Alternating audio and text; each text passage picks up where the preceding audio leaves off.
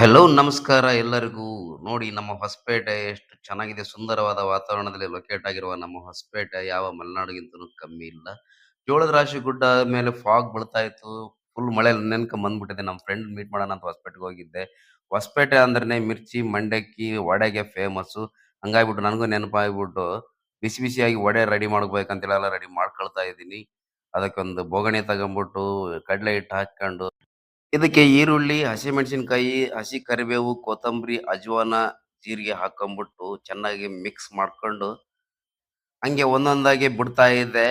ಬಿಸಿ ಬಿಸಿ ಎಣ್ಣೆಲಿ ಹಂಗೆ ಗರಂ ಗರಂ ಅಂತ ಕರಿ ಕರಿಯಾಗಿ ಬರ್ತಾ ಇತ್ತು. ನೀವು ಹೊಸಪೇಟೆಲಿ ಎಲ್ಲೆಲ್ಲಿ ಗರಿಗರಿಯಾದ ಈ ತರ ವಡೆ ಅಥವಾ ಮಿರ್ಚಿ, ಮಂಡಕ್ಕಿ ತಿಂದಿರಿ? ದಯವಿಟ್ಟು ನಮಗೆ ಕಮೆಂಟ್ ಅಲ್ಲಿ ತಿಳಿಸಿ. ನಾವು ಅಲ್ಲಿ ಹೋಗಿ ತಿಂದು ಬರ್ತೀವಿ. ನೋಡಿ, ಮನೆಯಲ್ಲಿ ಮಾಡಿದಂತ ಗರಿ ಗರಿ ಮಿರ್ಚಿ ತಿನ್ನೋಕ್ಕೂ ಆಗ್ತಾ ಇರ್ಲಿಲ್ಲ, ಅಷ್ಟು ಬಿಸಿ ಬಿಸಿಯಾಗಿತ್ತು. ಮತ್ತೆ ಮುಂದಿನ ವಿಡಿಯೋದಲ್ಲಿ ಭೇಟಿ ಆಗೋಣ. ಅಲ್ಲಿವರೆಗೂ ನಮಸ್ಕಾರ, ಬಾಯ್.